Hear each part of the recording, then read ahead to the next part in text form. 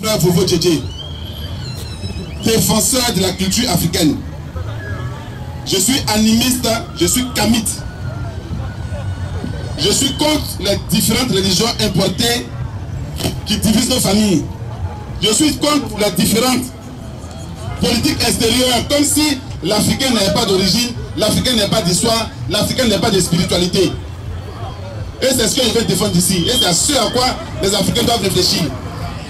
Tout ce que je vais dire va reposer sur deux choses.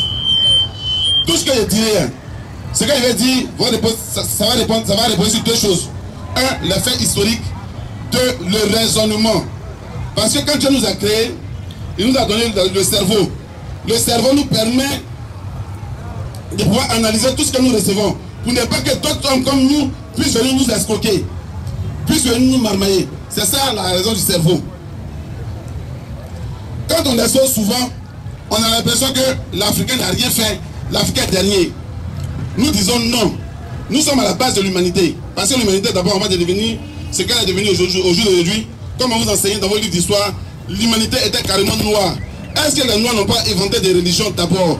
Est-ce que les Noirs n'ont pas inventé des spiritualités pour que ce soit les autres, tels que les Juifs, tels que les Romains ou bien les musulmans qui viennent nous enseigner? Nous disons non, que c'est faux. Et donc c'est ça qu'elle va venir débattre aujourd'hui, c'est ça qu'elle va venir poser comme base. Je suis à combien de minutes? Je suis à combien de minutes déjà? Non, vas-y, je suis arrivé par ici. Il te reste 2 minutes. Voilà. Maintenant, je pose maintenant les bases de mon développement. Je suis avec un frère érudit, parce que sachez qu'aujourd'hui le christianisme est divisé en plus de 3500 branches. Chacun réclame être le seul à avoir la vérité. Comme ceux qui sont aujourd'hui en train de dire ici que c'est eux qui ont la clé du paradis et que tous les autres sont faux. Je suis aussi inventeur d'une spiritualité qu'on appelle Otsi, définie par l'ordre des satanistes lucifériens de Côte d'Ivoire. Voilà. Donc je suis le digne représentant de Satan ici. Je suis le digne représentant de Lucifer ici. Voilà. Donc maintenant je vais poser la question à mon frère. Conformément à la Bible, pourquoi on rentre clairement dans le débat? Qu'est-ce que Satan a fait de mauvais pour que chaque jour, depuis plus de 2000 ans, 4000 ans, on accuse Satan? Parce qu'on nous dit que notre religion là, nos religions africaines, parce que je suis pratiquant du vaudou, je suis pratiquant du communion, je suis pratiquant de toutes sortes de spiritualités africaines qui ne s'opposent pas. On dit que c'est satanique.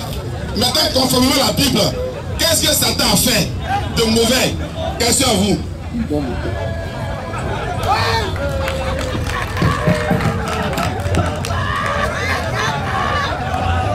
Ok, monsieur Vovo Djedje, le thème du débat, depuis maintenant on va... Je dis, c'est la première question. On est sataniste, on est nos religions africaines. Tu t'es présenté, voilà. Je viens, c'est pas question. Et dis, tu dis que tu es venu pour un débat. Donc tu donnes le thème du débat. La culpabilité de Satan et des religions africaines. Selon la Bible. D'accord. Je pense que le décor il est planté.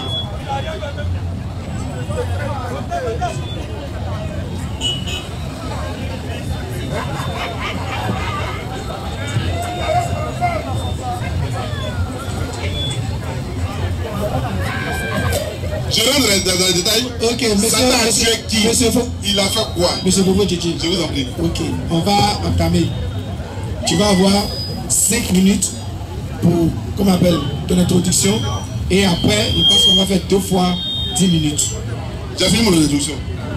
Mon introduction est finie. Tu vas te présenter. J'ai fini de me présenter et j'ai fait l'introduction en même temps. Voilà. Maintenant, lui, il peut déjà commencer. Comme tu as dit 10 minutes, il peut déjà commencer. Non, j'ai dit introduction 5 minutes. Tu dis que tu as déjà introduit. Oui. Donc, lui va avoir 5 minutes d'introduction. Il n'y a pas de problème. Et puis après, tu vas commencer. Il n'y a pas de problème. Non, frère, tu as la parole.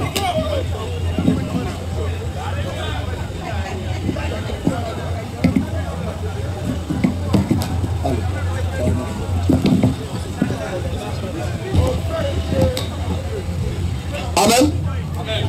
Amen. Amen.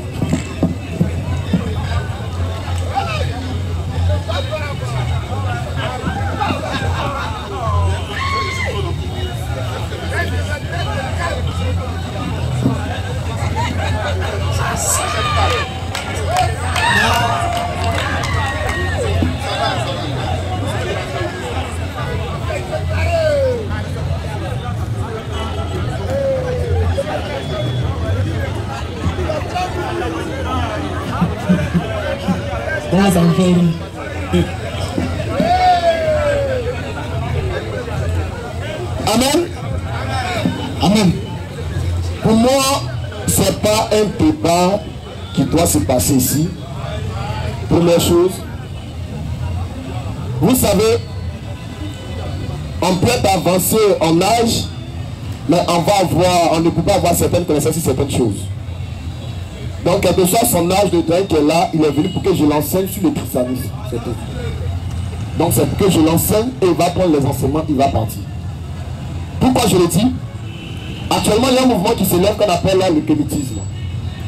Où il y a un groupe de personnes qui s'élèvent, ils disent on doit retenir à notre spiritualité, la spiritualité africaine. Que nous devons rejeter toutes les religions abrahamiques, comme ils avaient l'habitude d'appeler. Que nous devons rejeter toutes les religions abrahamiques, c'est-à-dire l'islam, le christianisme, le judaïsme. Que nous devons nous éloigner de tout ça pour revenir à notre spiritualité. Et c'est dans ce mouvement, vous allez voir, souvent à la télévision, avec les informations, vous allez voir que il y a une personne qui s'appelle Clé Salé, il fait partie de ce mouvement avec les Aziz 47, c'est les gars qui sont là. Aziz 47 et les Clé Salé. C'est pas la première fois d'échanger avec le doyen, on a eu à échanger une fois la passée bien, et le débat a été très intense, il connaît très bien, c'est pour ça qu'il est venu pour que je l'enseigne encore. Donc il pose la question, parce qu'il a mis un sujet qui est là, il dit les satanistes, ils se réclament de Satan. Oh, quand tu te réclames de Satan, oh, tu dis que tu es de la spiritualité africaine. Dans notre spiritualité, ne parle pas de Satan là-bas. Donc tu ne peux pas te réclamer d'un individu qui n'appartient pas à notre spiritualité. Aucune spiritualité africaine n'est pas de Satan. Donc d'abord tu fais fausse route. Tu n'es pas de Satan. Satan ne te connaît pas parce qu'il est tellement... Satan est tellement sérieux pour prendre cet individu pour travailler avec lui. Oui, il est trop sérieux. Seconde chose. Tout le monde peut se réclamer de Satan, aussi sataniste, aussi sataniste, nous. Ça te prend le temps, ça c'est pour toi seul. Ici, sur la terre, il y a deux blocs. Nous avons deux blocs. Le bloc de la lumière et le bloc des ténèbres. Soit tu es de Dieu, soit tu es du diable. C'est tout. Soit tu es de Dieu, soit tu es de Dieu. Lui, il a déjà choisi son camp. Et pour entrer directement dans le sujet, il demande à savoir qu'est-ce que Satan a fait pour qu'on puisse mettre toutes les choses sur lui. C'est que je vais l'apprendre aujourd'hui. Proverbe 7, verset 4. Oui, frère. Le verset 4. Oui. L'éternel Dieu L'éternel Dieu a tout fait pour un but. A tout fait pour atteindre un objectif. Même le méchant. Même Satan. Pour le malheur. Non, c'est pas ce que tu dis. Pour le jour du malheur. Pour le jour du malheur. Donc Dieu là, notre Dieu que nous adorons, il prend avec tous les anges. Satan comme les anges de lumière. Donc si un malheur doit arriver sur la terre, Dieu ne va pas se déplacer. Non. Il envoie Satan pour faire ce travail. Si un bonheur doit arriver sur la terre, il ne se déplace pas. Il envoie les anges de lumière pour faire ce travail. C'est pour ça qu'il a dit dans Ecclésiaste verset 14, frère. Et Lamentation 3, verset 36. Et Amos 3, verset 6, ça dit, frère. Les 5 minutes sont arrivées. Mon père est arrivé. Ecclésiaste verset 14. Les 5 minutes. Oui. Oui. Au jour du malheur. Lamentation 3, verset 36. Au jour du malheur. Sois heureux. Sois heureux. Et au jour du malheur. Au jour du bonheur. Et au jour du bonheur. Sois heureux. Non.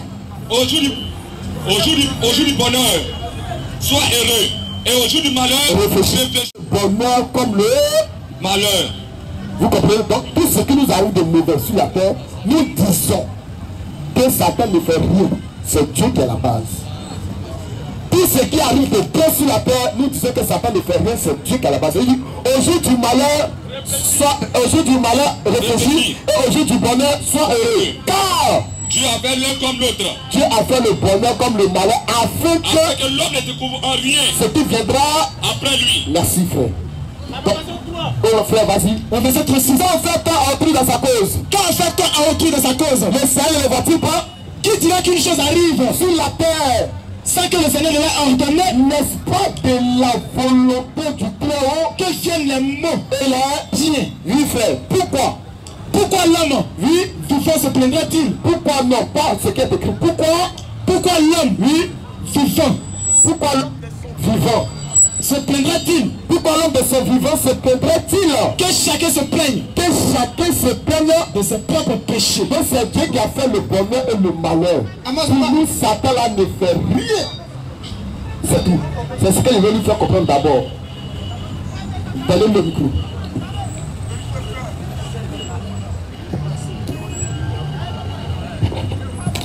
Merci frère pour ta confession. Ça veut dire que Satan n'a rien fait de mal. C'est ce qu'il vient de dire. Il est en train de dire que Satan n'a rien fait de mal, que c'est Dieu qui fait du mal. Donc normalement, si on doit condamner quelqu'un... Tu vas continuer, mais il va te poser que tu as 10 minutes. C'est ce qu'il voulait préciser. Il ne va pas prendre 10 minutes même. Ça veut dire que le responsable de tous nos maux sur la terre, là, si on veut le suivre, c'est le Dieu d'Israël. C'est un mauvais Dieu. Et malheureusement, les Africains l'ont embrassé, raison pour laquelle les Africains sont dans le malheur. Qu'est-ce que Satan fait de mal? Pourquoi on l'accuse à chaque fois? Comme il a voulu éviter la question là, moi je vais rentrer dedans. Le lecteur c'est qui? Il faut prendre Genèse 3 à partir du verset 6. Et puis tu dis à haute voix.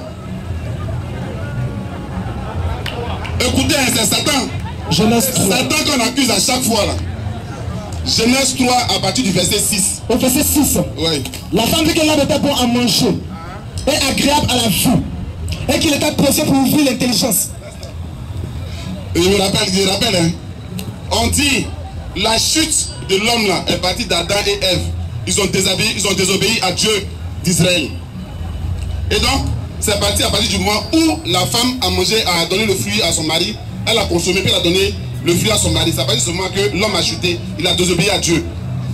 On va voir la vertu de ce fruit là. Qu'est-ce que ça donne? Allons-y, il faut répondre. La femme, Genèse 3. La femme vit que l'arbre était bon à manger, oui, et agréable à la vue, oui, et elle prit, et qu'il était précieux pour pourquoi? ouvrir l'intelligence. Reste tranquille. On dit le fruit là, il était précieux pour ouvrir l'intelligence. Est-ce que être intelligent c'est mauvais? Question. Parce que je vous ai dit que je suis dans une question historique et dans une question logique. Voilà ce que Satan apporte à l'homme. On s'en a dit que quand on suit ce verset là, l'homme n'était pas encore intelligent.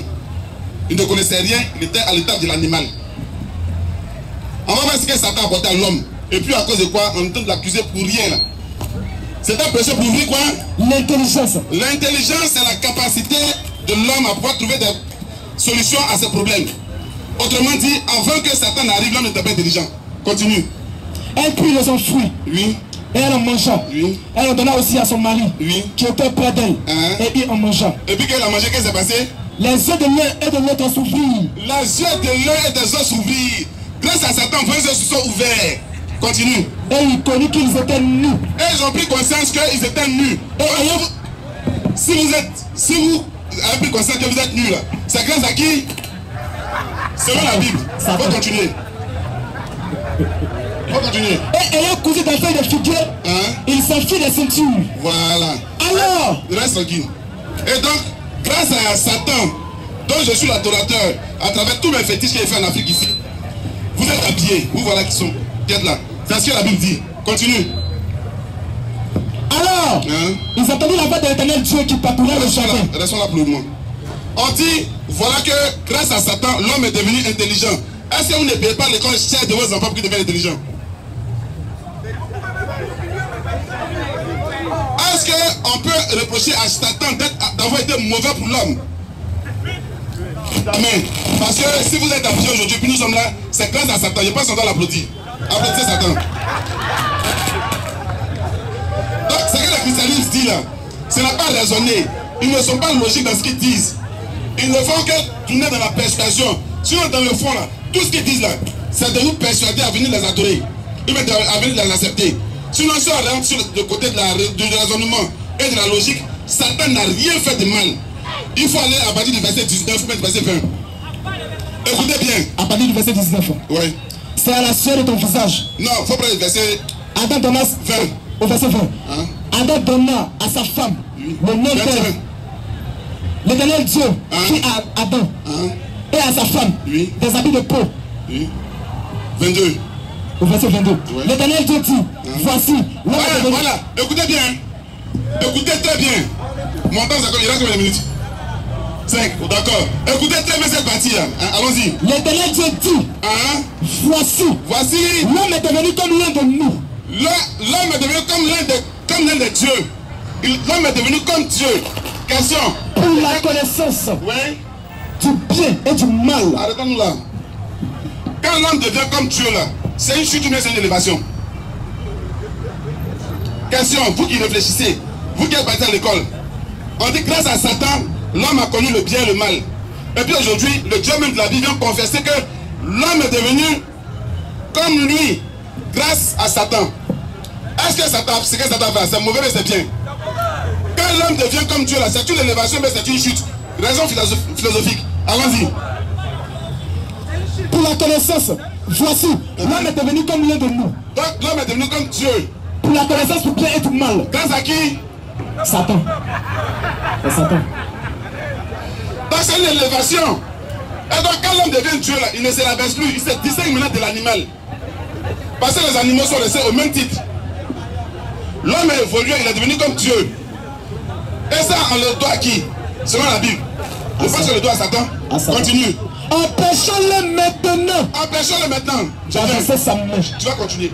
Parce que les églises enseignent que vous aurez la vie éternelle si vous venez à comment on appelle ça, à eux.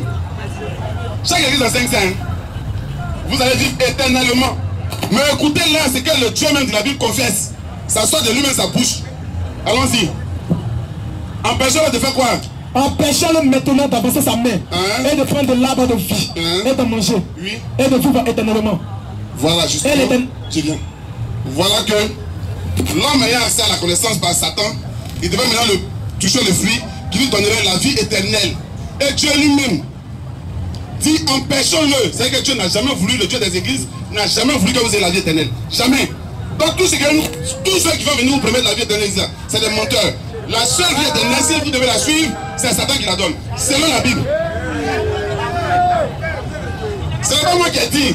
Je n'ai donné ni un verset, je n'ai ajouté ni un verset, je n'ai écrit ni un verset, ni une virgule dans la Bible. C'est ce que la Bible dit selon le raisonnement, selon la logique.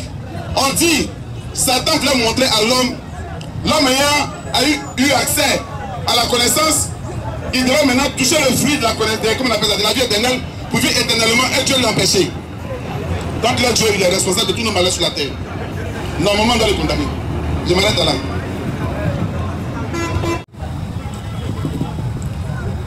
Amen. Amen, frère. C'est-à-dire, mon frère, il a beaucoup parlé, mais un mot qu'il a plusieurs fois utilisé, notre raisonnement. Voilà. 2 Corinthiens 10, 4 à 5, frère. 2 Corinthiens 10, oui. Au verset 5. 4 à 5. Au verset 4. Oui. Car les armes avec lesquelles nous combattons, les armes avec lesquelles nous combattons là, ne sont pas charnelles. Toi tu combats avec des armes charnelles, ton raisonnement. Mais elles sont puissantes. Elles sont puissantes. Par la vertu de Dieu. Par la vertu de Dieu. Pour renverser des forteresses. Pour renverser des forteresses. Au verset 5. Maintenant au verset 5. Nous renversons les raisonnements. Je vais renverser ton raisonnement. Et toute hauteur qui s'élève contre la connaissance de Dieu. Qui s'élève contre la connaissance de Dieu. Et nous amenons toute pensée captive. Et je vais amener ta pensée captive à l'obéissance de Christ. À l'obéissance de la parole de Christ. Quand tu lis la Bible, tu lis ça avec tes yeux charnels. 1 Corinthiens 2, au verset 12. Tu lis ça avec tes yeux charnels. Non, pas au verset 12. Il faut penser au verset 2. Au verset 2, oui. Car je n'ai pas eu la pensée. Nous n'avons pas eu la pensée de savoir parmi vous. Autre chose que Jésus-Christ. Et Jésus-Christ a crucifié. Moi-même j'étais au pain. Oui, frère. Dans un état de faiblesse. De crainte. Et de grands tremblements. Et ma parole. Et ma prédication. Ne reposait pas sur les discours persuasifs, des raisonnements, de la sagesse humaine. Non, continue frère. Mais c'est une démonstration d'esprit. C'est une démonstration d'esprit et de puissance. Afin que votre foi ne fût parfois ne soit pas fondée non sur la sagesse des hommes, sur la sagesse des des hommes, sur la sagesse humaine, mais sur la puissance de Dieu. sur la puissance de Dieu. Cependant, c'est une sagesse à que nous prêchons. La sagesse que nous prêchons, c'est une sagesse que nous prêchons. Parmi La sagesse est devenue comme l'un de nous. Si vous mangez, vos yeux s'ouvriront et vous serez comme des dieux pour la connaissance du Dieu et du monde. Donc lui voit connaissance, lui voit sa sagesse. Mais c'est une sagesse prêchons. Vas-y frère.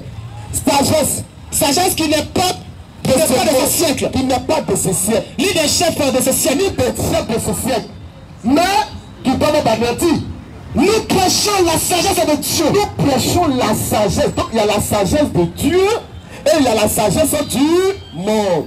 C'est pour ça que la Bible nous dit dans Job que l'homme a l'intelligence d'un fou. Il parle comme le petit d'un âne sauvage. Quand je te vois parler là, je vois comme si c'est un âne qui est en train de parler parce que tu n'as pas l'esprit de Dieu pour pouvoir exécuter. Vas-y frère. Au verset 12. Au verset 12. Nous n'avons pas reçu l'esprit du monde. On n'a pas reçu l'esprit du monde. Mais l'esprit qui vient de Dieu. On a reçu l'esprit qui vient de Dieu. Afin que nous connaissions les choses que Dieu nous a données par sa grâce. Nous connaissons ce qui s'est passé depuis Éden. Et nous en parlons. Attends d'abord frère. Remarquez très bien depuis Éden. Dieu met à des Ève.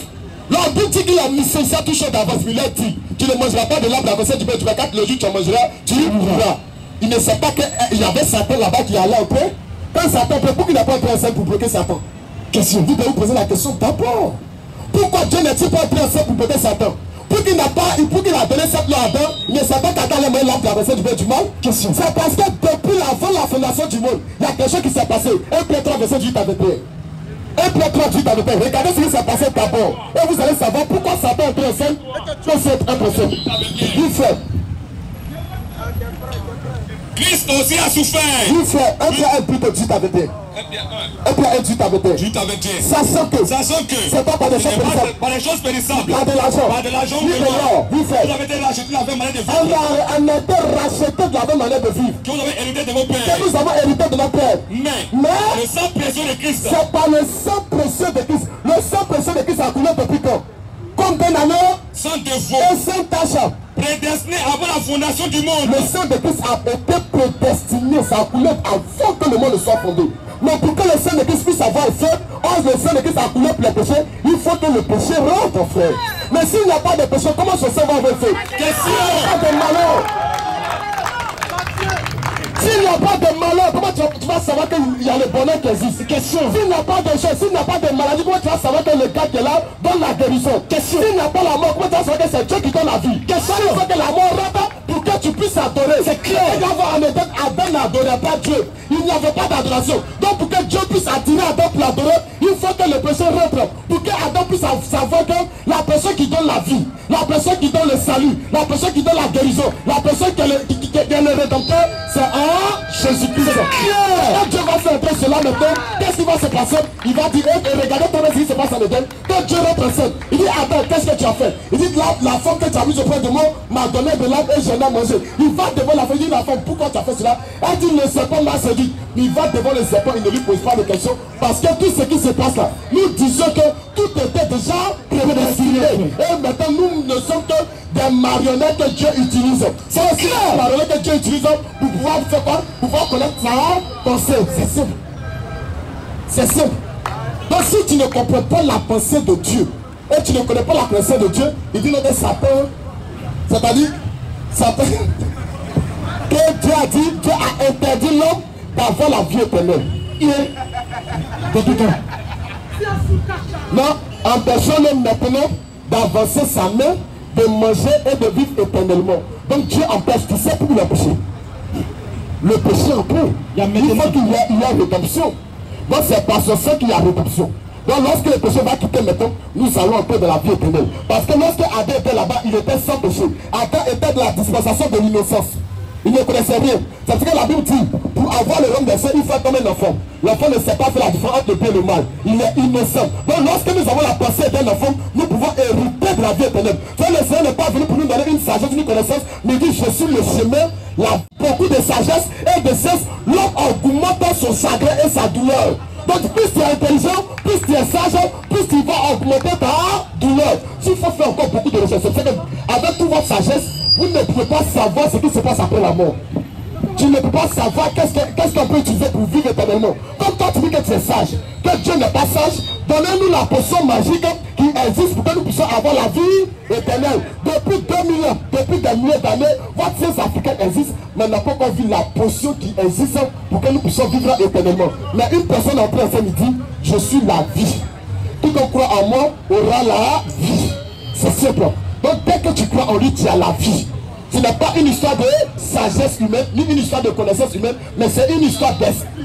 C'est une histoire de vie. Ce que nous prêchons, c'est la vie et non pas la connaissance humaine. C'est pour ça que lui, il dit de Balaton a dit quoi à Job. Job 38. Job 32, verset 6. Job 32, verset 6. Verset 6. Oui. Et Élie, fils de Barakel de Boz, fils de Barakel de Boz. Puis la parole est dit. Il a pris la parole et a dit, je suis jeune. Moi, je suis un jeune. Il va à l'université.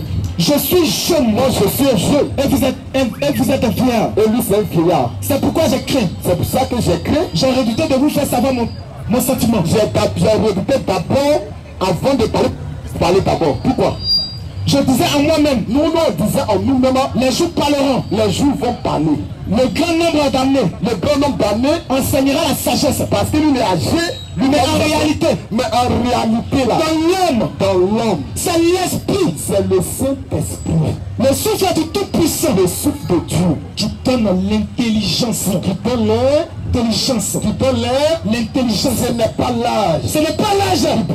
qui procure la sagesse, ce n'est pas la vieillesse, ce n'est pas ta vieillesse, qui est capable de juger, Voilà pourquoi je sais qu'il faut ouvrir tes oreilles pour écouter la parole du Seigneur. Écoutez-moi aussi, tu dois être d'accord avec ce qui est écrit. Parce que toi tu lis la Bible. C'est pour ça que l'un de leurs chefs, quand il s'allait se lever, lui pensait qu'avec la Bible, il va gagner beaucoup d'argent.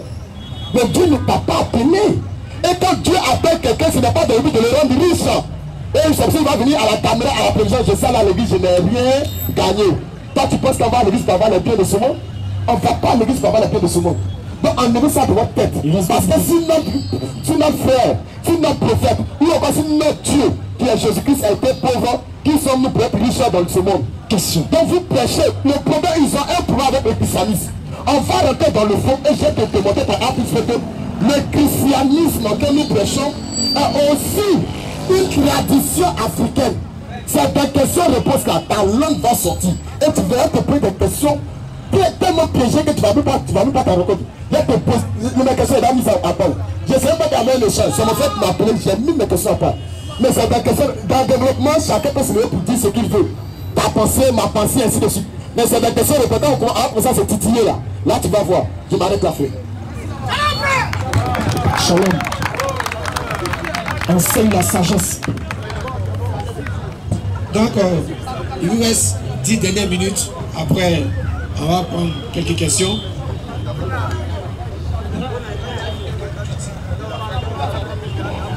Non, Yannick, tu as 10 minutes. Oui, il a pas combien de minutes pour que je puisse réagir aussi en fonction de ce qui est. Mais si on est sage dans le temps qu'on distribue là.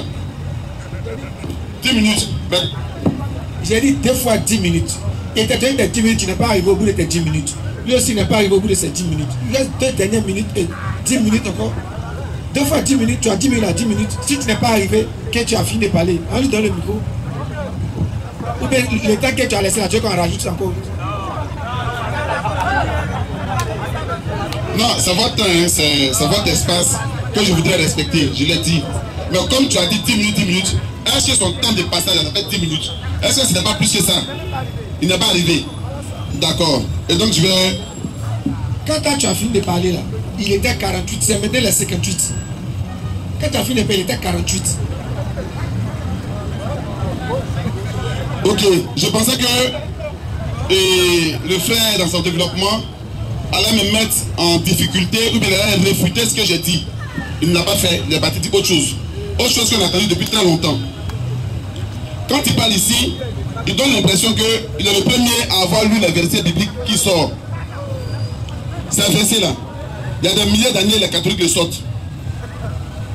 Après, les évangélistes l'ont sorti. Après, les protestants l'ont sorti. Aujourd'hui, il y a ceux qu'on appelle les prénamistes et autres dans le sortent. Donc, c'est quelque chose qui est déjà connu depuis longtemps. Je dis maintenant, et je rentre maintenant dans le vif du sujet, en quoi est-ce que la spiritualité africaine est contraire au bon sens.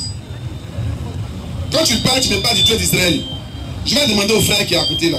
Parce que on donne l'impression aux gens qu'il y a un seul Dieu et il y a un seul enseignement qu'on doit suivre. Et que, à part ce Dieu-là, aucun Dieu, notre Dieu n'a donné un enseignement. Je vais te demander que c'est faux. Il faut prendre Deutéronome 13 à partir du verset 6. Parce que je dis aussi que je suis un homme raisonné. Et quand je parle ici là, j'appelle ceux qui m'écoutent au raisonnement pour pouvoir donner un verdict juste pour savoir si ce qu'ils ont fait est faux ou bien vrai. Allons-y. Deutéronome 13 à partir du verset 6. À part ça, écoute, je vais faire un commentaire d'abord. Ce sont les Juifs qui vont parler de eux là Dieu. Et vous allez voir si notre Dieu là, sinon là Dieu est conforme à notre Dieu. Est-ce que nous avons le même Dieu? Allons-y. Deutéronome chapitre 13. À partir du verset 6. Si ton frère, écoutez bien. Si ton frère, fille de ta mère, ou ton fils, ou ta fille, ou la femme qui repose sur ton sein, ou ton ami que tu aimes comme toi-même, t'incite secrètement en disant, allons et servons d'autres dieux. Réponse est servons d'autres dieux. Ça veut dire que le Dieu de la Bible est conscient qu'il y a d'autres dieux qui existent en dehors de lui. Allons dans le détail. Je continue. Oui, vas-y. Des dieux que ni toi, ni tes pères n'avaient connus. Reste là. Est-ce que les gourous ont connu le Dieu d'Israël avant que les gars n'arrivent ici? Est-ce que les bêtés ont connu le Dieu d'Israël avant qu'ils n'arrivent ici? Est-ce que les gens du Poro ont connu le Dieu d'Israël avant qu'ils n'arrivent ici? Est-ce que les bêtés ont connu le Dieu d'Israël avant qu'ils n'arrivent ici? Non. Autrement dit, le Dieu d'Israël est conscient. Souvent les Israéliens qui ont écrit le document qu'ils ont en train de lire sont conscients qu'il y a d'autres dieux. Mais en même temps, ils essaient de protéger leur peuple de l'influence d'autres dieux. C'est ce qu'il est en train de dire ici. Continue. D'entre les dieux des peuples, Les peuples, hein, c'est nous. qui vous entourent, près de toi ou loin de toi, d'une extrémité à l'autre. Au verset 8. Au verset 8. Tu ne sentiras. Si quelqu'un vient de dire qu'il faut partir adorer d'autres dieux que le Dieu d'Israël, ça c'est aux Israéliens qui sont de parler. Ce n'est pas aux Africains qu'on parle. Tu ne consentiras pas. Oui. Tu n'écouteras pas. Tu ne rejetteras pas sur lui un regard de pitié. Tu n'épargneras pas. Et tu ne le couvriras pas. Oui, mais tu as fait quoi? Mais Hein? tu le feras mourir. Reste tranquille. Faut t'arrêter ici. Reprends le verset là. Hein? Tu le feras quoi? Je reprends le verset, non? Non. La dernière partie que tu as lue. Au verset 9. Tu le feras quoi? Mais tu le feras mourir. Tu le feras mourir. Continue. Ta main se lèvera la première sur lui pour le mettre à mort. D'accord. Et la main de tout le peuple ensuite. Tu le lapideras. Tu le lapideras. Et il mourra. Reste là. J'espère que vous avez bien compris ce qu'il a lu. Voilà. C'est comme si un père donnait des conseils à son fils. Les Israéliens donnent des conseils à leurs frères. Si toi, un Israélien, père, n'a pas connu, toi, Israélien, toi, le gourou qui m'écoute, toi, le Yacouba qui m'écoute, toi, le Guéré qui m'écoute, toi, le Sénoufo qui m'écoute, voilà ce que eux disent à leurs enfants. N'allez pas adorer votre Dieu. Pourquoi est-ce que, au nom de quelle logique, vous allez partir adorer eux leur Dieu? Au nom de quelle logique? Puisque eux, ils préservent leur patrimoine spirituel. Et ils demandent même de tuer celui qui fait obstruction à cette règle-là. Au nom de quelle règle, toi, tu vas laisser, toi, ton Dieu, qu'il soit Konya, qu'il soit vaudou, qu'il soit lagoïste et autres là, pour aller adorer le Dieu des Israéliens? Au nom de quelle logique? C'est pour ça que j'ai parlé d'une question de logique. Au nom de quelle logique, moi, Djedje, je suis fils de Bété, dont mes ancêtres sont Bété, je serai jugé par un tribunal israélien ou bien arabe? Au nom de quelle logique? Au nom de quelle logique, moi-même, je vous demande de raisonner un peu. Parce que la foi, c'est une acceptation. La foi est différente de la compréhension. Celui qui a la foi n'a pas compris. La foi est une acceptation. Je vous demande maintenant de réfléchir, de comprendre. Au nom de quelle logique un bêté sera jugé par les dieux des Israéliens? Sous prétexte que c'est lui qui a écrit la Bible. C'est celui qui a écrit, c'est celui qui a écrit comment est-ce que le monde était créé. Ce sont des conneries. Dans chaque peuple, il y a ce qu'on appelle la cosmogonie. Chaque peuple explique la création du monde à sa manière, selon sa compréhension. Quand vous prenez par exemple la cosmogonie des Juifs, les Juifs vont vous dire que c'est Adam et Ève qui sont les premiers hommes. Adam et Ève qui sont les premiers hommes qui sont fabriqués. De qui découle toute l'humanité. Mais quand je prends les Grecs ne disent pas la même chose. Les Grecs disent dans leur cosmogonie que les premiers hommes ont été créés par un dieu grec qu'on appelle Héphaïstos, fils de Zeus lui-même. Héphaïstos, ils étaient fabriqués. Quand tu vas prendre la cosmogonie des Juifs et des Égyptiens anciens, dont nous sommes les descendants, ils vont te dire que les premiers hommes sont Osiris et Isis, Nephthys et Seth. Quand tu vas prendre les Japonais, ils vont te dire autre chose. Quand tu vas prendre un peuple ivoirien ici qu'on appelle le Korobu, les Korobu vont te dire qu'ils sont descendus du ciel. Et quand tu vas chez le Korobu, ils ont encore la chaîne, une échelle à travers laquelle ils sont descendus du ciel. En cela, qui est vrai, qui dit faux?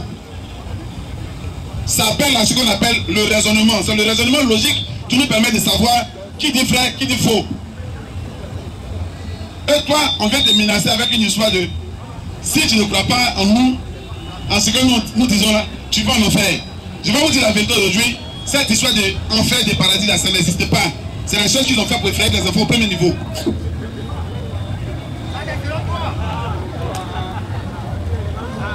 L'enfer et le paradis n'existent pas. Chacun, selon sa coutume, selon sa culture, a une loi qu'ils ont donné leurs ancêtres. Et que si tu ne respectes pas cette loi-là, tu auras des malheurs ou bien des bonheurs en fonction de comment tu te comportes. Aujourd'hui, là, cette histoire d'église est devenue une histoire de business. Chacun dit ce qu'il arrange pour que les gens puissent rester dans son église. Voilà pourquoi aujourd'hui le christianisme, enseigné par mon petit frère ici, est divisé en plus de 3500 morceaux. Qui dit vrai? Chacun a son règlement intérieur. Les catholiques disent qu'il faut passer par Marie. Les autres vont dire qu'il faut passer par Branham. Les derniers récents qui sont des Ivoiriens vont dire qu'il faut passer par Kakou Philippe. Mais ton raisonnement te dit quoi? En quoi est-ce que pratiquer la spiritualité de tes parents là, c'est contraire au raisonnement, comment on appelle ça, au bon sens? Voilà ce à quoi il n'y a pas de problème. Maintenant, quand c'est fait au document des Juifs, et que c'est Satan qui sera le responsable de tous nos malheurs ici, il ne demande pas. Il ne demande pas ici. Il a dit que c'est Dieu qui est le responsable de tous nos malheurs. Donc, quelle est la responsabilité de Satan dedans? Parce que chaque dimanche dans les églises, c'est Satan la tâche. Je vais lui dire, il n'a qu'à lire un verset. Qui lit le verset? Oui, c'est moi. Prends Job 1. Non, Job 2. À partir du premier verset. Job 2, verset 1. Il faut lire. Oui. Non. Par micro, il faut que tout le monde attende. Job 2. Au verset 1. Oui. Écoutez, hein. C'est la propre Bible. Hein. Ce n'est pas moi. C'est ce qui est écrit dans la Bible. Il faut lire. Or, les fils de Dieu vont un jour se présenter devant l'Éternel. Ça veut dire que tous les grands policiers vont se présenter devant le commissaire. Allons-y. Et Satan vient aussi au milieu d'eux. Et le grand microbe, le chef des microbes vient se présenter devant comment on appelle ça? Ce commissaire. Allons-y. Se présenter devant l'Éternel. L'Éternel dit à Satan. D'où viens-tu? Bon, attends, laissons là. Entre-nous sérieusement. Satan qui est mauvais, qui tue les gens, qui est responsable de tous nos malheurs, qui va nous conduire en enfer là. Il se présente devant Dieu. Qu'est-ce que Dieu doit faire? Il doit l'arrêter normalement et puis même faire ses bêtises. Mais qu'est-ce qu'il va dire à Satan? Il faut continuer. D'où viens-tu? Et Satan répondit à l'Éternel. L'Éternel va causer à Satan poliment. Dans une causerie très polie. Allons-y. De parcourir la terre. Je viens de parcourir la terre. Et de m'y promener. Je viens de me promener. L'Éternel dit à Satan. Salut causerie amicale. Allons-y. As-tu remarqué mon serviteur Job? Est-ce que parmi tous les corrompus de la terre, tu as vu le seul qui n'est pas corrompu dedans? Il s'appelle Job. Il n'y a personne comme lui sur la terre. Il va sur les secondes. Attends, arrête par là. Quand il va reprendre, il va poser des choses. Est-ce que ça, c'est pas de la musique? Je viens. Est-ce que ce n'est pas de dessin animé, les gars? de vous à moi, votre Bible, ce n'est pas dessin animé. Tu vois le responsable de tout le malheur, Satan qui l'ont jeté sur la terre ici, qui pousse les filles à s'éterniser, qui pousse les filles à se prostituer, qui pousse les gens à tuer des innocents. La première des choses que tu fais là, quand tu es un responsable de sécurité, par exemple, un commissaire de district, quand Satan vient chez toi, normalement tu l'arrêtes, et puis c'est fini, il n'y a plus de mots sur la tête. Mais tu causes à lui, et en allant plus loin, il va envoyer Satan en mission. Quand il va finir de parler, je vais rentrer dans ces détails-là. Merci.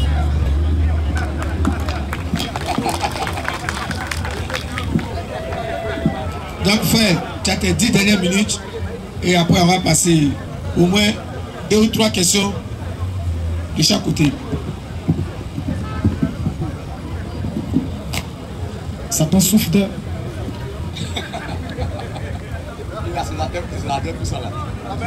Amen. Amen. Amen. Il dit, il utilise toujours un mot de raisonnement. C'est ça qui est le problème là. Quand tu lis la Bible avec ton raisonnement, on ne lit pas la Bible avec notre raisonnement. Si l'homme veut utiliser son raisonnement sur la terre, il allait entrer en jugement avec Dieu et il allait juger Dieu. Je vais vous expliquer pourquoi. Parce que lorsque nous sommes créés ici, il est plein d'arrêtés, il est plein d'enfants. Oui ou non? Peut-être je peux lui donner l'âge de 40 à 50 ans. Il va vers 46 ans, il va vers la cinquantaine. Mais lui, il a 46 ans. Mais au même instant, il y a quelqu'un qui est né à la même année que lui, mais la personne est morte. Oui ou non? Il y a quelqu'un aussi qui est né à la même année que lui, qui ne marche pas, qui ne parle pas, qui est infime. Mais la personne ne se plaît pas. Seconde chose. En second lieu, lui il est né en Côte d'Ivoire. Il a peut-être connu un peu la galère, ou peut-être je ne connais pas son niveau social. Mais il y a quelqu'un qui est né qui a le même âge que lui, qui n'a jamais connu ce qu'on appelle la fée. C'est ça que je ne connais pas. J'arrive. J'ai compris, j'arrive. Je dis, il y a quelqu'un qui a le même âge que lui qui n'a jamais connu ce qu'on appelle la fée. Galère. Mais qui fait toutes ces choses-là. Lui, il a 46 ans. Mais actuellement, il est en train de discuter avec moi sur les Écritures. Mais il y a quelqu'un qui a couché au jus. On lui dit qu'il lui reste 5 mois, 5 jours à vivre. Il a envie d'être là avec.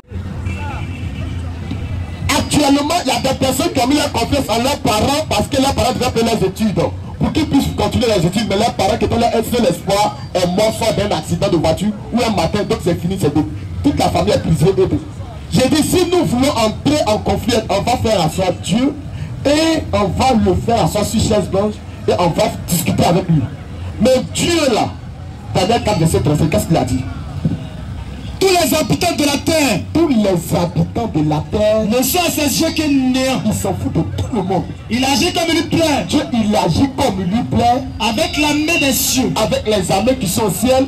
Et avec les habitants de la terre. Et avec les habitants qui sont sur la terre. Et il y a personne qui résiste à sa main. Qui résiste à sa main. Et qui lui disent. Que fais-tu? Qu'est-ce que tu fais?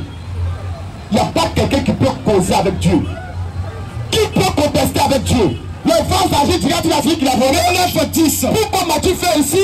Le potier dira-t-il, toi tu es vase d'agir. Quand tu vas payer à la boulangerie ton pain, il y a des pains longs, il y a des pains courts et il y a des pains ronds. Est-ce que le pain rond peut dire pourquoi tu m'as fait rond au boulanger et lui tu l'as fait long? Romains 9. Quand tu l'as dit, le vase d'agir dira-t-il à celui qui l'a formé? Pourquoi m'as-tu fait ici? Le potier, c'est ce qu'il veut faire avec Dieu. Non, pourquoi Dieu est comme ça? Pourquoi on est comme ça? C'est la question lui fait, vas-y. Le potier, n'est-il pas maître de l'argile? N'est-il pas maître de l'argile? Pour faire avec la même masse. Pour faire avec la même masse un vase d'honneur. Un vase d'honneur et un vase d'usage. Nous ici nous sommes dans une température, nous sommes encore devant nous, c'est même un pays, il y a des arbres, il y a un peu de forêt, on peut s'amuser comme on veut. Mais même actuellement, dans certains pays, c'est la guerre civile, ils n'arrivent pas à jouer. Au désert, au Niger, ils sont obligés de quitter dans leur pays dans le but de venir ici. Ils ont envie d'être comme des Ivoiriens parce qu'ils aiment les Ivoiriens. Ils veulent venir ici parce qu'il n'y a pas de père fertile chez eux. Est-ce que Dieu les a bénis? Dieu met chacun comme il veut. C'est lui qui a créé. Si tu es fâché, Tu te lèves, tu quittes son monde, tu vas créer ton monde et tu fais comme tu veux. Il ne peut pas le faire. C'est simple, frère. Ou bien, Job prend 3 frères.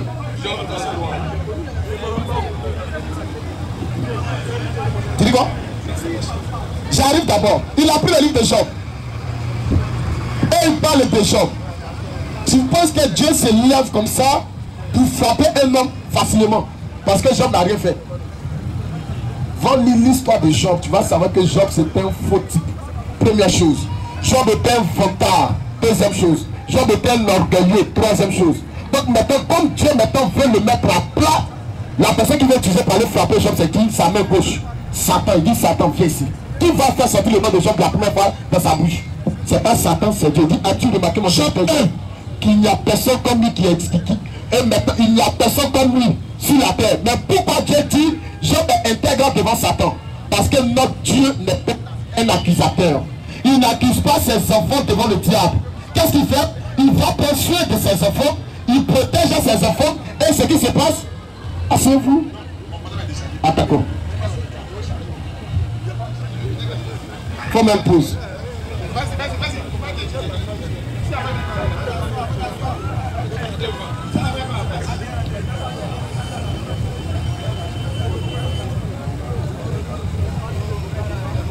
Frère, il faut lire les versets.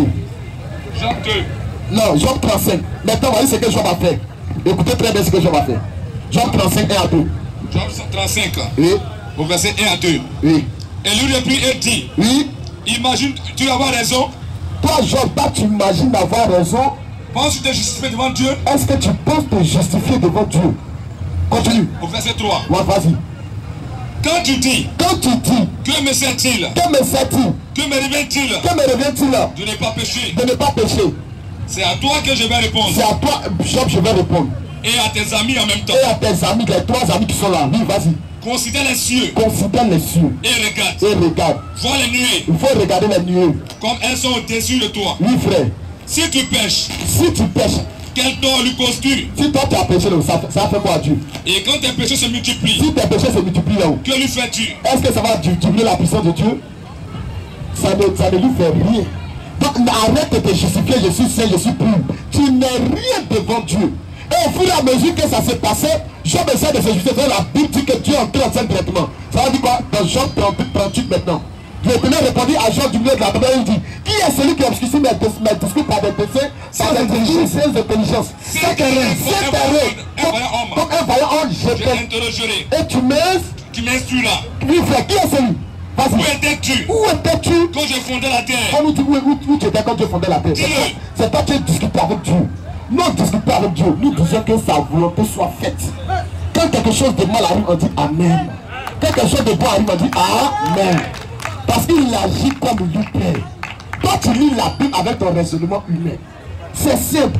Mais nous-mêmes, nous ne sommes pas les Écritures. C'est parce que vous avez mal compris la Bible, que vous avez tellement débrouillé dans ces fausses églises, que vous avez tellement la haine du christianisme. On vous présente maintenant le christianisme dans sa tête. Le père lui dit, Satan a fait quoi? Satan a fait quoi? Mais quand il a vu que je l'ai décessé, il dit, Satan n'a rien fait. La première là-bas de tous nos malheurs et nos bonheurs, c'est Dieu. Un Samuel, le temps où le Québec a fini. Il n'a plus allé là-bas. Un Samuel 2. Mais Dieu a créé chaque armée dans les cieux comme il doit travailler avec eux. S'il a créé Satan pour le malheur, il a créé les anges Gabriel et les anges Michael pour le bonheur. Donc il doit faire quelque chose de bon. Si une bonne chose doit arriver sur la terre, c'est Gabriel qui l'envoie. Quand un malheur doit arriver sur la terre, c'est Michael qui l'envoie. C'est pour la Bible dit, toute l'armée des cieux est devant lui. C'est vrai que regardez ce qui se passe. Dans le livre de 1 Chronique et choses. 2 Chroniques 18, verset 18. Lorsque Dieu devait frapper Akab, on dit que la 2 Chroniques 18, verset 18. Frère, va te lire. 2 Chroniques 18, verset 18. Verset 18. Et Michel dit, écoutez donc de la parole de l'Éternel. Écoutez donc la parole de l'Éternel. J'ai vu l'Éternel assis sur Dieu voulait entrer en jugement contre Akab. Il va tuer Akab. Mais lui ne va pas entrer en scène. Il faut qu'il prenne l'esprit pour aller détruire Akab. Mais qu'est-ce qui va se passer? Il dit, Michel dit, oui frère, j'ai vu, écoutez donc la parole de l'Éternel. Oui frère, j'ai vu l'Éternel assis sur son trône. Et toute l'armée des cieux se tenait à sa droite et à sa gauche. La droite de Dieu, c'est tous les anges bienveillants. Et la gauche de Dieu, c'est tous les anges malveillants. Oui frère, qu'est-ce qui se passe? Et l'Éternel a dit, qui séduira Akab? Qui va séduire Akab? roi d'Israël, pour qu'il monte à Ramoth et en Galate, et qu'il périsse. pour que moi je le tue, pour qu'il périsse. Il répondit, Les anges ont commencé à répondre. Gabriel a rentré en scène. un ange, Il dit je peux. Dieu dit tu ne peux pas. Dites-là. Michael est entré en scène, il dit tu ne peux pas. Absent est entré en scène, il dit tu ne peux pas. Maintenant qui va entrer en scène? un esprit vient se présenter est venu se présenter devant l'éternel. et qui, Et lui dit, moi je le séduirai. moi je le séduirai. Qui séduit la terre? Il séduit le dragon, le serpent en scène, qui séduit la terre et toute chose. Donc c'est Satan qui a dit, moi je le séduis, vas-y. Comment l'éternel lui dit? L'éternel lui dit, comment tu le feras mon petit? Il répondit, Je serai un esprit de mensonge dans la bouche de tous ces prophètes. Qui est l'esprit de mensonge? Jean 8 verset 44. Jean 8 verset 44. Vous savez pour perdre le diable. Parce que lui fait Jean 8 verset 44. Pour perdre le diable. Et vous voulez accomplir Les désirs de votre père. donc vas-y. Il a été maître dans le commencement. Et il ne se tient pas Dans la vérité. lorsqu'il profère. Parce qu'il n'a pas de vérité en Il n'a lui. pas de vérité en lui. Lorsqu'il profère le mensonge, Lorsqu'il profère le mensonge, il parle de son propre forme. il parle de son propre Car force. il est menteur. Parce qu'il est C'est menteur. le père du Il mensonge. est le père du mensonge. Gabriel n'est pas menteur. Absent n'est pas menteur. Michael n'est pas menteur. Donc il sait que c'est le travail de Satan. Il va aller tromper Akab. Et Akab va monter et Dieu va le tuer. Parce que c'est comme ça que Dieu travaille. C'est comme ça. Tout ce qui nous arrive, nous avons toujours prêché ici. Quand Satan ne fait rien, c'est clair. Si Satan faisait quelque chose, c'est qu'il pourrait discuter avec Dieu. C'est Dieu qui a créé Satan. Et lui, il va venir discuter avec Dieu. 1 Samuel 2, 1 Samuel 2, verset 6. Oui, frère. l'éternel fait mourir, L'éternel va mourir. et il fait vivre, Si tu le mets, il peut te tuer. et il fait baisser le séjour de mort, Il peut te donner sur la vie. Et il envoie en enfer. et il en fait remonter. Et il fait remonter. L'éternel approuve, Quand Dieu pauvre, c'est Dieu qui te rend pauvre. et il enrichit Et c'est Dieu qui te rend riche. C'est Dieu qui lève de la poussière. Ça n'a rien à voir. Il faut laisser Satan là-bas. Tu te regardes d'un mec qui n'a même pas de poussière. Pour nous, il n'est rien. Pour nous, là, il n'existe pas. Parce que l'église n'a même pas de guerre contre Satan. Nous, on ne fait pas la guerre contre Satan. On s'en fout de Satan. C'est clair. C'est simple. Parce que le dernier ennemi qu'on doit tuer, c'est Satan. Mais on n'a pas de guerre contre Satan. Tous ceux qui lui, nous, on l'a dit, on a vu de tout ça. Arrêtez d'écraser Satan. Arrêtez de le lier parce qu'on n'a pas de guerre contre lui. C'est simple. Donc, toutes ces choses-là, tout ces trucs-là, tu lis la Bible avec tes yeux naturels, tes yeux charnels. Oh, nous lisons la Bible avec l'esprit. Nous, on a déjà compris. Ça, quand tu partais dans les églises auparavant, on ne t'enseignait pas ça. C'est maintenant quand tu viens, tu dois prendre le livre de Deutéronome 13. Que Dieu a dit. Non, vous n'allez pas adorer ton Dieu. Mais c'est simple. C'est naturel. Parce qu'il a dit, il n'a pas. Il y a combien de dieux? 1 Corinthiens 8, verset 4. Écoute très bien. 1 Corinthiens 8, oui, frère. Acte 14, verset 15. Écoute très bien maintenant ce qui se passe maintenant en ce qui concerne les religions. Pourquoi? Qu'est-ce qui s'est passé? Pourquoi telle personne a commencé à adorer le fétiche? Pourquoi telle personne a commencé à adorer l'eau? Je vais t'expliquer maintenant pourquoi. Qu'est-ce qui s'est passé? 1 Corinthiens 8, verset 4. Au verset 4. Oui, frère. Et puis à 14, verset 13. Après verset 15, voilà. Vas-y. Pour ce qui est donc de manger, Pour ce qui est donc de manger des deux sacrifices d'idole, nous savons, oui, qu'il n'y a point d'idole dans ce monde, qu'il n'y a point d'idole dans ce monde, mais et qu'il n'y a qu'un seul Dieu. qu'il n'y a qu'un seul Dieu. Vas-y, frère. Car s'il y a des êtres qui sont appelés les dieux, S'il y a des êtres que les gens appellent des dieux là, parce qu'il sait que son peuple va aller, quand tu vas aller chez lui, il va dire ça c'est mon Dieu. Ça c'est mon Dieu. On ne veut pas t'enlever le mot de Dieu que tu lui donnes. Parce qu'il y a des êtres qui sont appelés Dieu. Parce que c'est pas Dieu suffit pas objet d'adoration. C'est ce que nous adorons que nous appelons Dieu. Si nous tous qui sommes là, nous t'adorons, tu deviens notre Dieu. Mais ton nom n'est pas Dieu. Tu comprends? Si nous qui sommes là, on adore celui qui est là, il est Dieu pour nous. Donc Dieu suffit objet d'adoration, c'est ce que tu adores qu'on appelle Dieu. Donc comme ces autres aussi adorent des êtres, c'est comme les des êtres qui sont appelés Dieu, donc comme ils adorent ces êtres, eux pour eux c'est leur Dieu. Mais continue frère. soit dans le ciel, Soit dans le ciel, soit sur la terre, soit sur la terre, comme il existe réellement plusieurs plusieurs dieux dieux, oui, et plusieurs seigneurs. et plusieurs seigneurs. Néanmoins, Cependant, pour nous, il n'y a qu'un seul Dieu. pour nous, il n'y a qu'un seul Dieu. Vas-y, continue. Le Père, Le Père, qui vient de toutes choses, le Père de qui viennent toutes choses. et pour qui nous Parce sommes. que ce qui partit en part de création, il faut te mettre dans ta tête qu'il y a un créateur. Qui parle d'invention, il faut te mettre dans ta tête qu'il y a un inventeur. Qui parle de formation, il faut te mettre dans ta tête qu'il y a un formateur. Donc la terre n'est pas arrivée comme ça. Donc il y a quelqu'un qui a créé cela. Donc qu'est-ce qui se passe? Dieu maintenant veut se présenter à nous. Il va travailler avec un peuple. quand c'est son peuple, il va commencer par Abraham, Isaac et Jacob. Mais il va nous laisser pour que nous puissions suivre notre propre voie. Et par ce peuple maintenant, il va se révéler à chapitre Acte 14, frère. Acte 14, verset 15. Au verset 15. Oh homme, pourquoi agissez-vous? Pourquoi agissez-vous de la sorte? Parce qu'il va donner pour Paul et Barnabas. Nous aussi, nous sommes des hommes. Nous sommes des hommes de la même nature que vous. Vous apportons une bonne nouvelle. Nous vous exhortons à renoncer à ces choses vaines. Pour vous tourner vers le Dieu vivant. Qui a fait le ciel, la terre, la mer, et tout ce qui s'y trouve.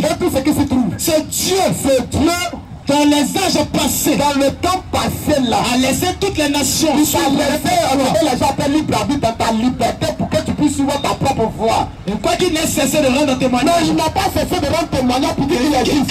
De ce qu'il existe. En te faisant du bien. En vous dispensant. En vous dispensant du ciel, la pluie et les saisons fertiles. Il n'a pas arrêté, pas parce que tu ne l'adores pas, qu'il ne va pas te donner à manger. Il t'a tout donné à manger, il t'a toujours béni.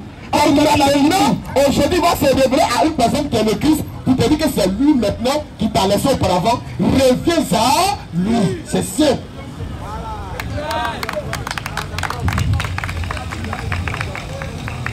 Ok, je pense que vous avez parlé en long et en large. Donc, on va prendre au moins 2 questions et puis on va conclure. Oui, on va continuer notre évaluation. Pose une question, il va te répondre. Il va te poser une question. 2 questions. J'ai l'impression qu'il y a du faux un peu dans la disparité de la parole, Parce que, non, s'il vous plaît, on n'est pas de la passion. Nous sommes en train de nous deux. Mais en termes de temps là, j'ai l'impression qu'il est plus privilégié que moi. Peut-être c'est une impression que j'ai. Voilà. Maintenant, je vais répondre au frère. Avant de lui poser une question, restez-lui. Voilà. Il a dit des choses. J'ai dit, vous avez eu le temps, tu es venu développer ta doctrine. Il a développé aussi pour lui. Maintenant, c'est pas ces questions répondre dans ce qu'il a dit là. Il faut lui poser une question dedans. Non, c'est toi, tu as le micro. S'il n'a pas question, il pose question. D'accord, il n'y a pas de problème. Tu te poser question. Je rappelle qu'il m'appelle Bovo DJ. Ceux qui voudraient mon numéro après ça, je pourrais leur donner ça et puis après, on pourrait échanger. Il est venu prêcher. La question c'est quoi? Parce que nous en tant que Kamites, on fait la différence entre ce qu'on appelle la cosmogonie et la réalité. Quand la Bible dit au commencement, Dieu créa les cieux et la terre. Ça c'est Genèse 1. C'est quoi les cieux? Et avant les cieux, il y avait quoi? Question.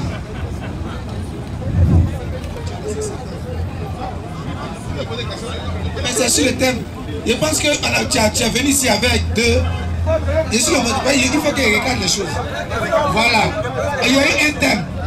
On a développé sur le thème. Ce qu'il a dit là, où tu n'es pas d'accord là, pour que les gens puissent nous suivre, il ne faut pas avoir poser les questions comme ça. Sur le thème là, il faut poser une question dessus. C'est toi qui as venu ton thème.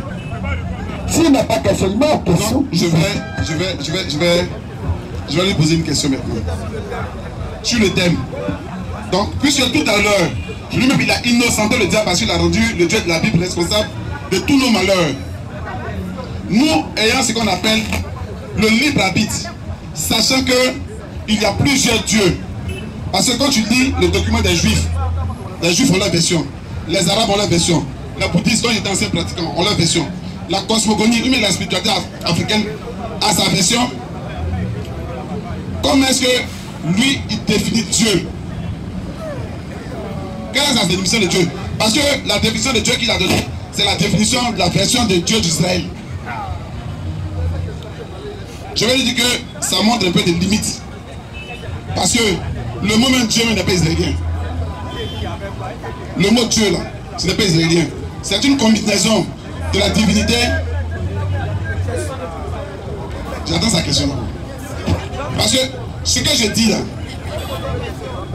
tu vas me dire que j'ai dit. On a une question ici aussi. C'est-à-dire, il faut poser une question, on va répondre. Bon, en quoi est-ce que ce que nous les Africains nous pratiquions, sacrifice de poulet, sacrifice de mouton et autres là, est en contradiction avec le raisonnement, avec le bon sens? Question.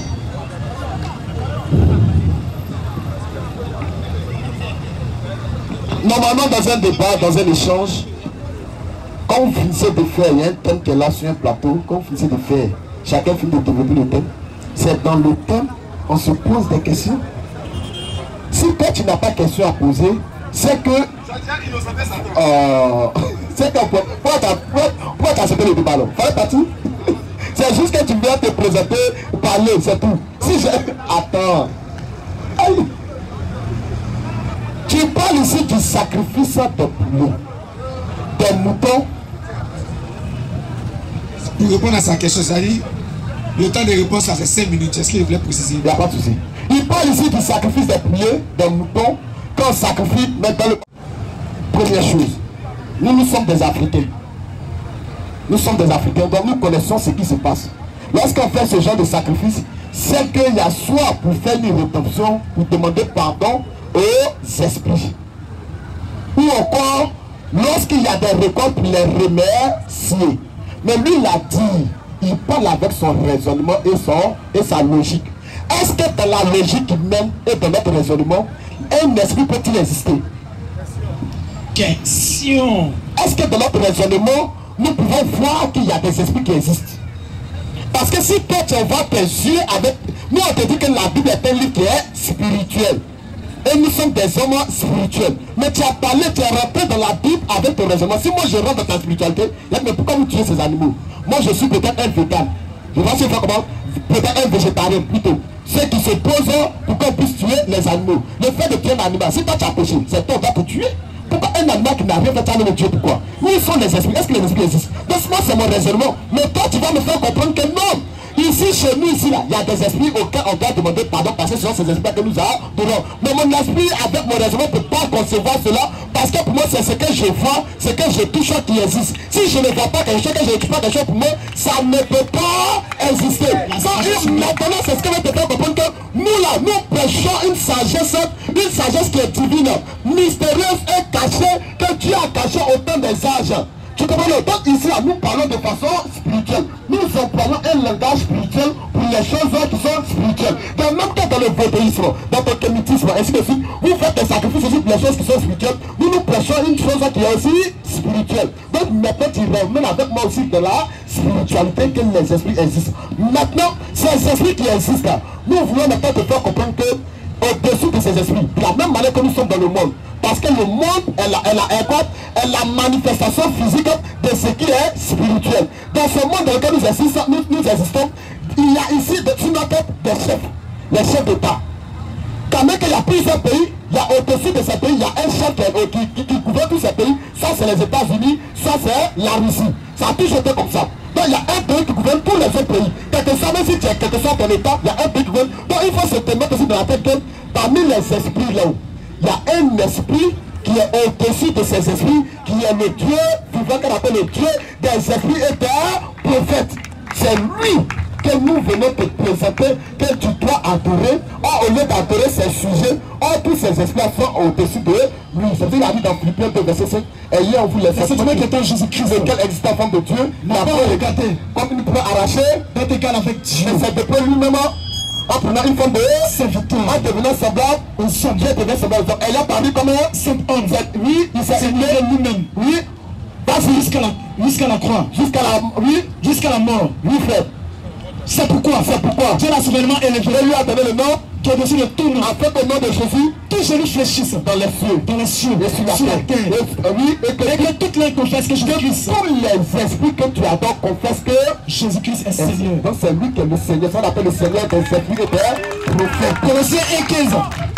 C'est pour ça que les esprits que tu adores là, ils ont eu un commencement, ils ont existé. Mais qui les a créés? Colossiens 1, verset 15. Il est l'image. Jésus-Christ est l'image. Dieu invisible. Le premier-né de toute la création. En lui ont été créées toutes les choses qui sont dans les cieux et sur la terre. Qui sont sur la terre. Les visibles et les invisibles. Les esprits que tu ne vois pas là. Qui a créé là? C'est Jésus-Christ. Quel trône, Trinité. Au lieu d'adorer la création, lui se tourne vers la créature. C'est ça qui est ton problème. Quel dignité, domination, autorité, tout a été créé par lui et pour lui, et tous sont à son service. Il est avant toute chose. Et nous pouvons arriver chez moi là-bas, avec tes esprits, et nous allons les mettre à plat. Ok, donc tu as fini de répondre. Il faut lui adresser maintenant ta question. Il a 5 minutes aussi pour répondre. Ma question est à deux volets. Ma question est à deux volets. Matopilon. Et nous parle de la spiritualité africaine. La spiritualité africaine. Parce que toute chose que nous faisons sur la terre, dans notre coutume et dans notre tradition, c'est en rapport avec notre spiritualité. Le mariage, notre civilisation, la manière de faire les choses dans notre coutume, c'est en rapport avec notre spiritualité. Donc la première question que je te pose, combien de temps dure-t-il une spiritualité? Première question. Et maintenant, combien de temps peut-il durer une spiritualité? C'est la question d'avant que je lui pose. Et il n'a qu'à me dire combien de temps dure une spiritualité. Ok. Et je voudrais répondre de façon très claire. Mais je vais revenir d'abord sur ce que tu as dit. Parce que faire des élucubrations ici qui enjaillent certaines personnes ne veut pas dire que tu es en train de dire la vérité. Quand tu as sorti le mot Jésus, que c'est lui, c'est par lui, tout était fait, et que tu es rentré dans toutes les démonstrations, les gens applaudissent, c'est qu'ils n'ont rien compris. Je reprends. Comme vous êtes des croyants, je ne suis pas dans la croyance, je suis dans le mot de la connaissance. Voilà. Aucun juif n'a porté le mot Jésus. Aucun juif. Le mot auquel se rattache le nom de Jésus, qui est un nom grec, c'est le nom Joshua. Et le nom Joshua, quand tu lis dans la Bible hébraïque, Joshua a été porté par plusieurs personnes. Tu vas prendre par exemple le gars qu'on appelle Josué. Son nom à l'origine c'est Joshua. Tu vas prendre celui qui écrit les Siracites, quand vous lisez la Bible, il s'appelle aussi Joshua. Il y a celui aussi qu'on appelle Joshua Barabas. Donc le mot Joshua n'a rien de sacré, ce n'est rien d'autre qu'un mot israélien juif qui a été transformé dans, comme on appelle ça en grec, qui donne le nom de Jésus, et que les chrétiens pensent que c'est un nom unique, comme on appelle ça, qui n'a pas sa ressemblance. Ça c'est encore une erreur de votre part, c'est ce que vous ne savez pas. Maintenant en termes de spiritualité, nous disons en tant que Kamites que s'il y a un peuple qui est rentré en contact avec Dieu sur les Kamites, c'est l'Afrique. Parce que il n'a pas besoin d'écrire. Il n'a pas besoin d'écrire quelque chose. Quelqu'un peut écrire des bêtises. Raison pour laquelle, quand vous êtes ici là, vous combattez les écrits des autres. Mais si vous le savez bien, pour ceux qui sont arrivés au moins au CM1, on dit l'écriture est née où? L'écriture est née en Afrique. Les premiers habitants de l'Afrique, selon les tests ADN, les tests scientifiques, ce sont les Noirs. Donc les Noirs étaient les premiers en contact avec Dieu. Raison pour laquelle, en Afrique, tout est fertile. La majorité des plantes médicinales qui font en ce moment toutes autres médecines et autres là, sont nées en Afrique ici, sont d'origine africaine. Et donc, sur le plan de spiritualité, la première spiritualité, elle est d'abord africaine avant qu'elle ne se répande un peu partout. Et cette spiritualité-là, est-ce qu'elle a disparu? Parce qu'il a posé la question de savoir, et la spiritualité dure combien de temps? Mais cette spiritualité-là existe toujours au jour d'aujourd'hui. C'est ce que nous, les Africains, nous les Kamites, on appelle l'animisme. Par définition, qu'est-ce qu'on appelle animisme? L'animisme, c'est l'observation, la compréhension et le respect de la nature. Et c'est l'observation, la compréhension et le respect de la nature qui a donné le calendrier que vous utilisez au jour d'aujourd'hui. Ce qu'on appelle le calendrier grégorien, qui dit que l'année commence tant et puis ça finit tant. Que l'année fait 365 jours. C'est un calendrier africain. Si vous ne savez pas, allez vous informer dessus. Donc la spiritualité n'a pas de temps. La spiritualité est une réalité intemporelle. Il suffit simplement d'être en contact avec l'animisme pour la comprendre. Maintenant, tout ce que vous faites, toutes les gesticulations, à vouloir placer le commencement du monde à partir d'Israël, vous ne faites que répéter l'impérialisme israélien. Ça n'a rien à voir avec ce qu'on appelle l'universalité. L'impérialisme est différent de l'universalité. Parce que l'universalité, c'est quoi? C'est la réalité qu'on peut croiser partout. Par exemple, en Afrique, on estime que la vie humaine est sacrée. Même la vie des animaux est sacrée. Et donc, même pour tuer un animal, il y a des sacrifices qu'on fait. Il y a des rituels qu'on fait. Il est interdit même de tuer un homme dans le rituel africain. Mais venir de l'extérieur et puis nous dire que c'est pour vous là qui est vrai, il y a une erreur dedans. Ils sont romains. Raison pour laquelle ils prennent tous les documents là dans les documents que les Romains ont créés. Quand vous prenez par exemple ce qu'on appelle évangile, quand vous prenez ce que vous appelez Bible, tous ces documents là, c'est romain.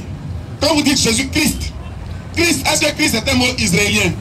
Est-ce que Christ est un mot juif? On a fait des recherches dessus, c'est faux. Le mot que les juifs utilisent, c'est Mashiach, ce n'est pas Christ. Quand tu prends le mot Christ, ça ramène à autre chose qui retourne à l'Égypte antique. Si vous n'avez pas ces connaissances-là, on peut vous enseigner dessus. Donc le temps comment on appelle ça, de la spiritualité, ce n'est pas un temps, il n'y a pas un truc qui est bien. La spiritualité est intemporelle. Et les premiers spirituels sont les Africains, de qui découle tout.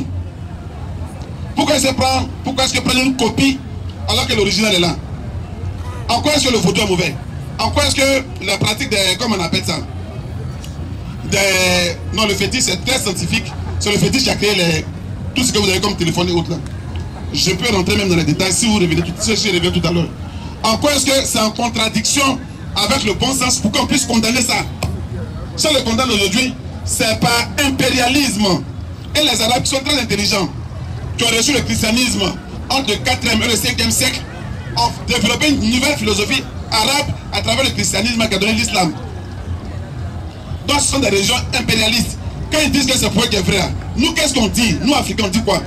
Est-ce que pour nous c'est faux? En quoi est-ce que pour nous c'est faux? Nous sommes les seuls. C'est ça? Il me reste une minute. Voilà. Nous sommes les seuls peuples qui n'ont pas ce qu'on appelle le sens de la propriété. Le sens de la propriété. Le sens de la propriété c'est quoi? C'est être fier de ce que tu as. C'est être fier de démontrer que ce que tu as là, c'est au-dessus pour les autres. Même si les autres en voient pour eux, tu sois obligé ou bien tu sois à même de pouvoir les contredire avec ce que toi tu as. Aujourd'hui là, qu'est-ce que l'Africain a? Le christianisme qui vient nous prêcher ici là.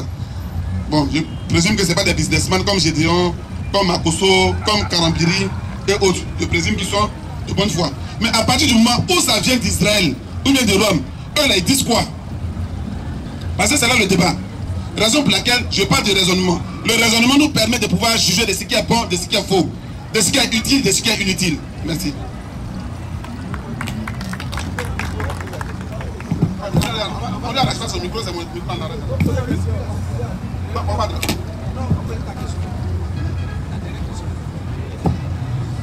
Ma question.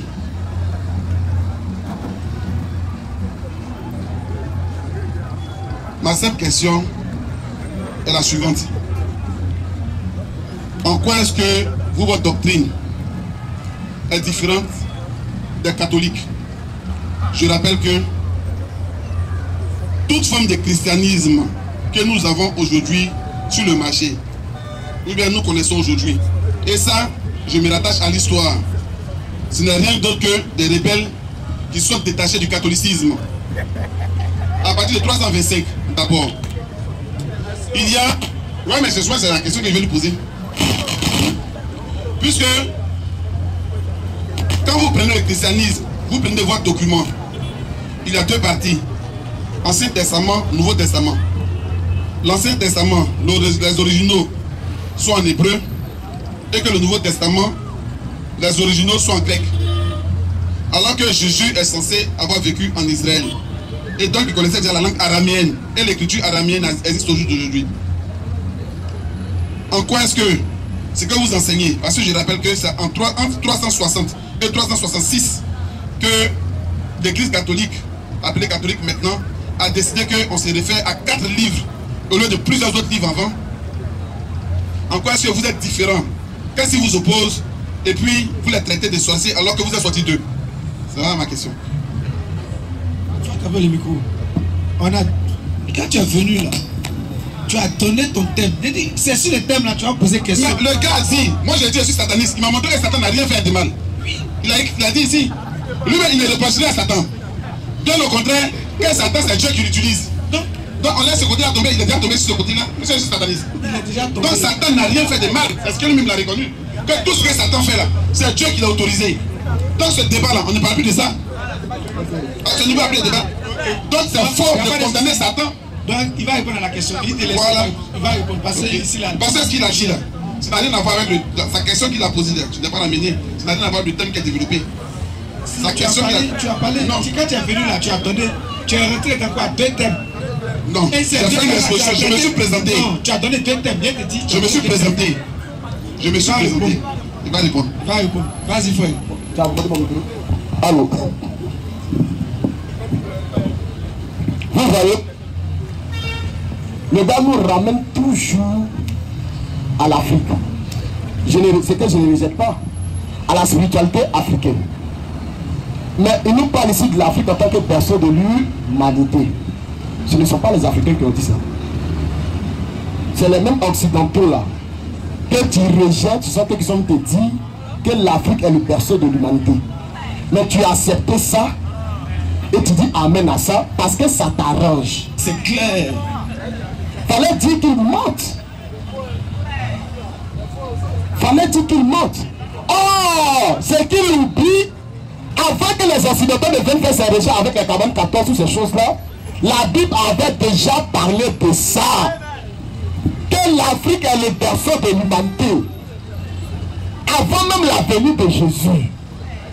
Moïse avait déjà parlé de ça. Tu ne sais pas où le jardin d'Éden se trouvait? Le jardin d'Éden se trouvait en Afrique. Plus précisément en Égypte. Et je vais te montrer ça, Genèse 2. Genèse 2, à partir du verset 10. Oui, frère. Un fleuve sortait d'Éden Un fleuve sortait d'Éden pour arroser le jardin. pour arroser le jardin. Et de là, Et de là, il se divisait en 4 bras. il se divisait en 4 bras. Le nom du premier fleuve, Lui est Pitchon. est Pichon. C'est celui qui entoure tout le pays de Avila. On dit le nom du premier fleuve est Pichon. C'est celui qui entoure Tout le pays de Avila. tout le pays de Avila. Qui est Avila? Où se trouve l'or? Qui est Avila? Première chose. Et c'est dans quel continent se trouve plus de l'or? Question. Avila est l'un des fils et des petits-fils de Noé qui sont de Couche. Couchon sont de qui? Ils sont de l'un des 3 fils de Noé qu'on appelle Cam. Écoutez très bien. Avila est l'un des petits-fils de Noé qui sont de Couche. Genèse 10. Je vais prendre le verset. Genèse 10, Verset 7. au verset 7. Mais, Les fils de Couche. il faut commencer au verset 6. Au Au verset 6. Oui. Les fils de Cam furent Parce que lorsque la terre, le déluge est parti, chacun s'est éparpillé. Quand est venu en Afrique, Misraïm, Josem est parti à l'Orient. Et maintenant, Japheth est parti à l'Occident. Donc maintenant, Cam, le fils de Cam va faire des enfants. Les fils de Cam sont qui? les fils de Cam furent Oui, frère. Couche, Couche. Misraïm, Quand il les couchistes, qui sont les couchistes? C'est les Éthiopiens. Couche. Misraïm, Misraïm, Pour quand on parle de Misraïm, c'est de l'Égypte. Pout, c'est la Libye. Et Canaan. Canaan. Vas-y, continue. Les fils de Couche, Les fils de Couche maintenant, Saba, Sada, Avila, Avila, le nom du premier frère s'appelle Pichon. C'est celui qui entoure tout le pays D'Avila. d'Avila. Donc le frère des fils de Couche s'appelle comment? Avila. Continue, frère. Sabta, Sabta, c'est bon, vas-y. C'est celui C'est celui qui entoure tout le pays de Avila. Oui, frère. Où se trouve Où se l'or. trouve l'or? L'or de ce pays est L'un pur. de ce pays est pur. Et on y trouve aussi le bdellium Le thélium et la pierre de et Nix. la pierre de Nix. Le nom du second Le fleuve nom du second fleuve est Guillon. Est Guillon. Guillon. C'est celui qui entoure tout le pays de Couche. C'est celui qui entoure encore tout le pays de Couche. Donc deuxième fleuve se trouve ça dans le même Couche. Ah, c'est là-bas, à Guillon, que se trouvait le quartier de David. C'est à Guillon, en Éthiopie, que David avait construit quoi? Son quartier général, le temple. Et c'est à Guillon que chose a été intronisée en tant que roi qui? Salomon. Dans le livre de 1 roi 1, verset chose. 1 roi 1, verset 19. C'est pour ça que c'est qu'il pense que le pays d'Israël, c'est ce qui est là. Non! Le pays d'Israël commençait depuis l'Afrique jusqu'en Orient. Parce que les frontières étaient auparavant, c'était des frontières naturelles. Et je vais te montrer ça sur Genèse 15 ans, verset 18. Écoutez moi où ça a commencé le pays d'Israël. Donc les Juifs étant aussi africains. C'est vrai, vous allez voir que Moïse s'est marié, toutes les femmes de Moïse étaient des Africains. Genèse 15. Et tous se mariaient avec des Africains. Pourquoi? Parce qu'ils avaient des parents africains. Ils se reconnaissaient comme oui frère. Genèse 15, verset 18. En ce jour-là, l'Éternel a fait alliance avec Abraham. Il fait alliance avec Abraham et dit, Je te donne ce pays, je te donne ce pays, le pays de Canaan, oui frère. à ta postérité. J'arrive frère. Oui frère, vas-y. Depuis le fleuve d'Égypte. Depuis le fleuve d'Égypte. Donc le pays commence ça, depuis le fleuve d'Égypte. Or le fleuve d'Égypte qui est le Nil n'est pas en Asie, ça se trouve au milieu de l'Afrique. Donc le pays commence depuis le fleuve de l'Égypte Jusqu'au fleuve d'Euphrate. Donc vous voyez très bien où Israël commençait. Parce qu'auparavant les pays étaient tellement grands. C'est arrivé maintenant à l'ère de l'impérialisme de l'Occident qu'ils ont commencé à diviser ces petits territoires pour dire non, voici Israël, voici tant, juste pour la machination. Maintenant, si je réponds à sa question, qu'est-ce qui nous différencie des catholiques? Parce que les catholiques sont dans le faux et nous sommes dans le vrai. Et ce que la Bible dit ne c'est pas, c'est fini. C'est un enseignement catholique. Maintenant ma question là. Le micro va vous revenir. Est-ce que lorsque le christianisme est né là, comme tu dis que c'est une religion importée, y avait-il des Africains au temps de Jésus et au temps des apôtres qui avaient cru qui me répondent? Je vais te répondre tout à l'heure. Mais voilà que tu n'es pas logique dans ce que tu dis. Tu dis que la vie a commencé en Afrique, selon toi. Et tout le monde a entendu ici. Mais en même temps, tu nous dis que c'est le fils de Noé qui est venu en Afrique qu'on appelle Cam. Donc Noé est où? Si le fils de Noé, Cam est venu en Afrique là, Noé lui était où? Donc voilà la question que je te pose. Quand tu vas prendre, et comment on appelle ça, et tu vas reprendre la parole, tu vas répondre à cette question. Maintenant,